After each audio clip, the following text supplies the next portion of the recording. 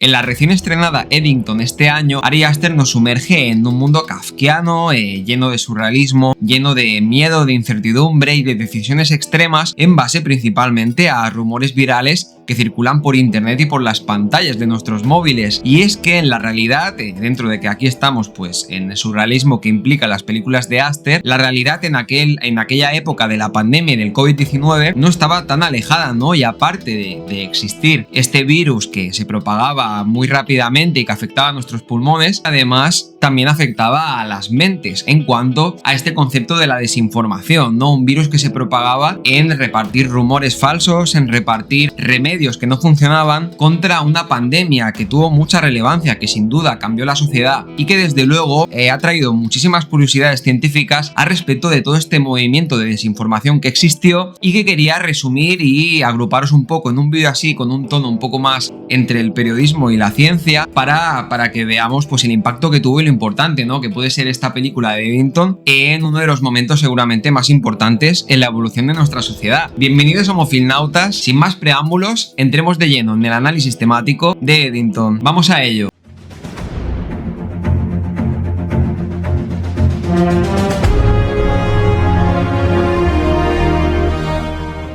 Así como los personajes de Eddington batallan por conocer qué es verdad y qué es manipulación en ese contexto de pandemia, ¿no? También pues de manera bastante cómica en el tono de sátira que lleva la misma obra de Eddington, pero que no se aleja tanto de la realidad y lo que sucedió a nivel de la pandemia que vivimos, ¿no? Hace unos años, y sobre todo luchar contra saber si era verdad o saber si era mentira muchos de los rumores que se esparcían por internet y por las redes sociales, donde incluso pues la misma Organización de la Salud, la OMS, le bautizó, puso nombre a este concepto que estaba ocurriendo en nuestra sociedad con el nombre de infodemia, ¿no? Como una especie de fenómeno de desinformación viral donde circulaba pues mucha información, igual que todo lo que nos llegaba alrededor del concepto del virus, de la COVID-19, de la implicación, los síntomas que tenía y todo lo relacionado con el avance de los tratamientos, pues todo esto fue bastante rápido y todo el mundo se puso las pilas y intentó haber de mucha colaboración internacional, ¿no? Para acelerar todo este proceso. También se aceleró todo lo relacionado con la desinformación, ¿no? La información poco contrastada de remedios, de gente que empezó a probar de todo tipo de cosas e incluso pues se le llegó a dar un nombre, ¿no? A esto y realmente pues fue algo que acabó convirtiéndose en un fenómeno hace cosa de escasos años. Y es que desde finales del 2019, cuando empezaron a llegar todas las noticias de Wuhan, ¿no? Y de la aparición de la COVID-19, los primeros casos que se iban documentando y todo lo que implicaba la expansión y la propagación de este virus ya actualmente tan conocido, pues también empezaron a circular, ¿no? Toda serie de ideas drásticas. Y es que desde que se empezó a expandir el virus, empezaron a circular una serie de rumores desde, por ejemplo, que las mascarillas que se iban utilizando de manera progresiva, ¿no? En función de la expansión del virus, pues que eran totalmente dañinas y que no se recomendaban para nada. Luego, por ejemplo, ¿no? También cuando empezaron a ver los primeros prototipos, los primeros ensayos clínicos de vacunas para la COVID, para combatirla, también se hablaba de que tenían daños detrimentales y daños enormes, drásticos para el material genético, para el ADN de la gente con la que estaban probando. E incluso, pues, remedios, ¿no? Aquí habrá toda una serie de ejemplos. Y ahora entraré más en detalle en algunas cosas y la ciencia que pueda haber o no detrás de esto, pero pues empezaron a circular una serie de rumores con respecto a si se podía utilizar pues alcohol, ¿no? Grupos de gente, sobre todo más centrada en Estados Unidos y Canadá, empezaron a consumir muchísimo alcohol porque se decía que combatía la infección del virus. O también, pues por ejemplo, el uso de plata coloidal o de algunas sustancias extremadamente tóxicas que se empezaron a consumir, incluso se empezaron a recomendar sanitariamente y llegaron a haber artículos científicos que puntuaban y señalaban algunos medicamentos y algunos remedios para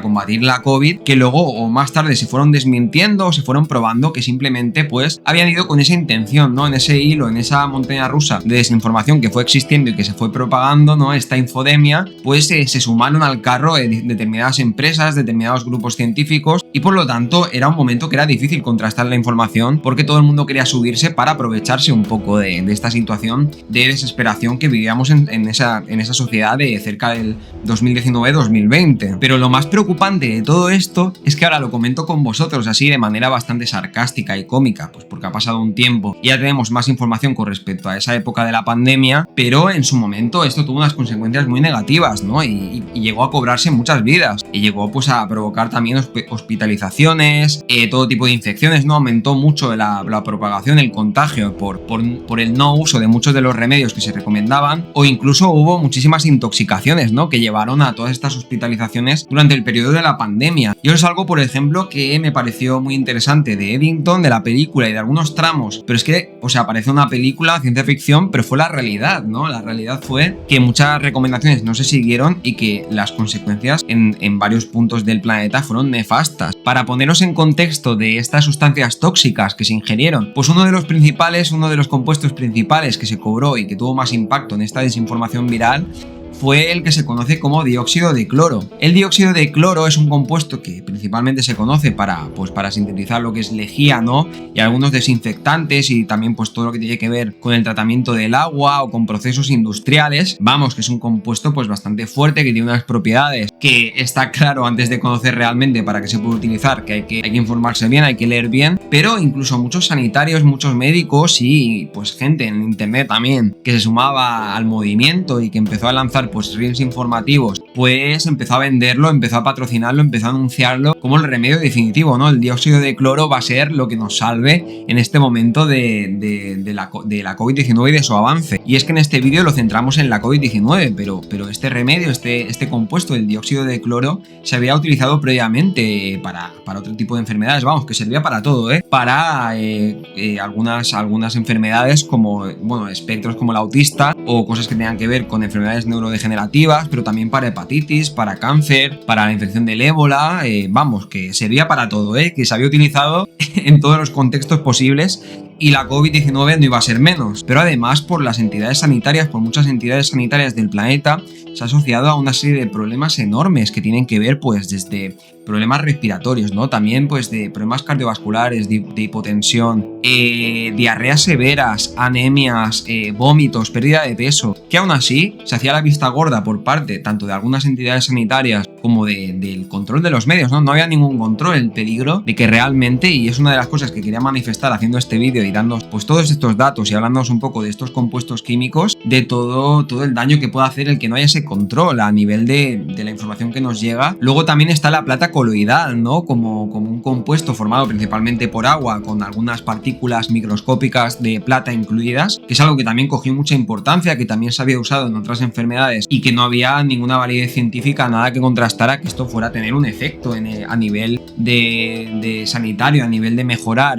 los síntomas o el tratamiento de la COVID-19, pero se empezó a esparcir, se empezó a utilizar muchísimo en países como los Estados Unidos y luego ya pues estos son un poco los que aún podemos coger con el nombre, pero es que además si hablamos de lo que tiene que ver con gente que empezó a consumir que si orina de vaca, que si excrementos, que si cualquier cosa bizarra que os podáis imaginar, que en modo de reel, en modo de vídeo corto, en modo de anuncio, de post, de Twitter, de internet, llegaba, ¿no? De foto de Instagram con texto, llegaba a la gente y se hacía eco de esto y no tenía con qué contrastarlo y bueno, gente a lo mejor pues más susceptible de cualquiera de estas noticias, ¿no? y de cómo iba avanzando la pandemia, pues empezó a utilizar de todo tipo de sustancias y desencadenó pues en todas las consecuencias de hospitalizaciones y de cobrarse incluso algunas vidas en estos países. Y es que internet es peligrosísimo, es la idea que quiero que quede del vídeo y más que nada tiene todo ese beneficio, tiene todo ese hacer más alcanzable la información, y si hay buena información y hay un buen contraste y hay una buena documentación y sabe uno dónde buscar bien y cómo comparar toda la información posible, es más fácil que llegue bien, pero si no, estamos en grave peligro. Y es que llegaban ideas,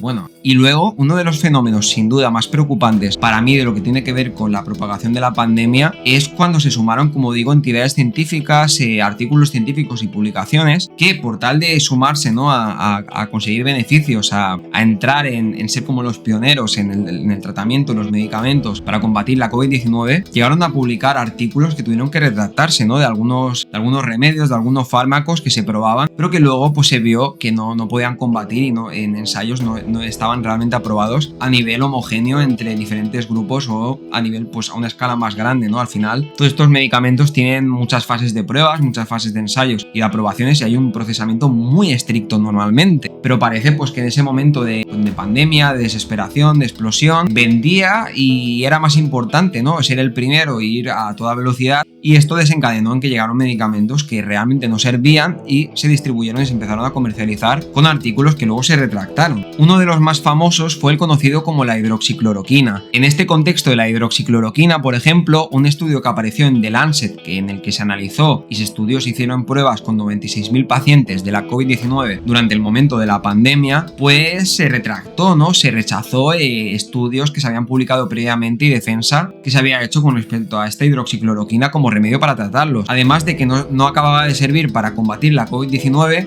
en este estudio de The Lancet se vio que tenía pues consecuencias muy nocivas para el organismo, desde diferentes arritmias o diferentes problemas cardiovasculares, que es que los problemas cardiovasculares fue principalmente uno de los problemas más grandes con el tema de las vacunas, con el tema del tratamiento de los fármacos para combatir la COVID-19, y por lo tanto pues todo este proceso que os digo que es muy importante de determinados ensayos consecutivos y aprobaciones que se van haciendo, pero se colaron cosas como esta y se tuvo que dejar de utilizar, se tuvo que empezar a reducir todo lo que es el uso de este fármaco. Otro de estos fármacos fue el conocido como ivermectina, que es conocido por ser un antiparasitario, pero que pues también hubo un momento que se utilizó muchísimo, que llegaron pues reels, vídeos cortos, post en redes de que era la manera, ¿no? Era el remedio para luchar contra la infección de este virus, y luego pues se vio que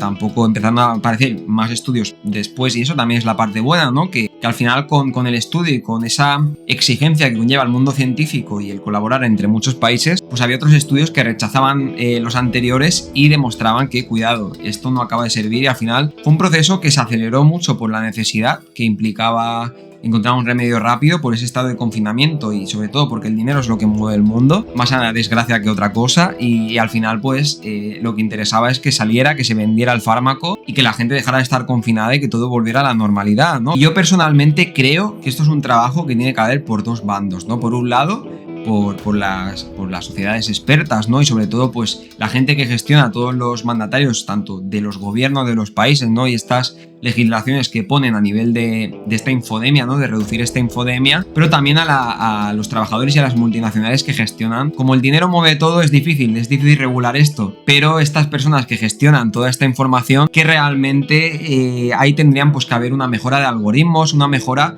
de eso, de qué vídeos, qué reels se promocionan primero para ser realmente los que documentan mejor, y no suele ser así. Suele ser lo más llamativo, suele ser lo más gracioso, lo más paródico, como Eddington muestra, pero a veces lo más informativo, lo más importante, lo más relevante no es lo que llega. Eso es un lado de lo que hay que trabajar, ¿no? Esas grandes empresas, pero luego por otro lado la gente, la ciudadanía, nosotros mismos, yo mismo, y yo me critico a mí mismo, yo muchas veces yo mismo no selecciono, no busco bien dónde hay que buscar las cosas. Entonces eso me ha hecho pensar, la misma película de Eddington me hizo pensar, y eso me gustó mucho, y es al final uno de los objetivos que tiene, que tienes que ser pues más selectivo a la hora de seleccionar dónde quieres mirar la información, si te crees o no la veracidad de lo que aparece en ese vídeo, en ese post o en esa imagen. Pues nada, homofilnautas, hasta aquí el análisis temático de la pandemia del COVID, centrada pues en este concepto de la desinformación viral, que yo creo que era un vídeo importante que tenía que hacer, pero creo que Eddington era un buen momento para traer este vídeo. Espero que os haya gustado este vídeo más analítico. Si es así, ya sabéis, dejar un like, suscribiros. También dejadme en los comentarios si habéis tenido experiencias durante la pandemia, que rumores que hayáis visto que no he mencionado aquí en el vídeo, pero que os llegaron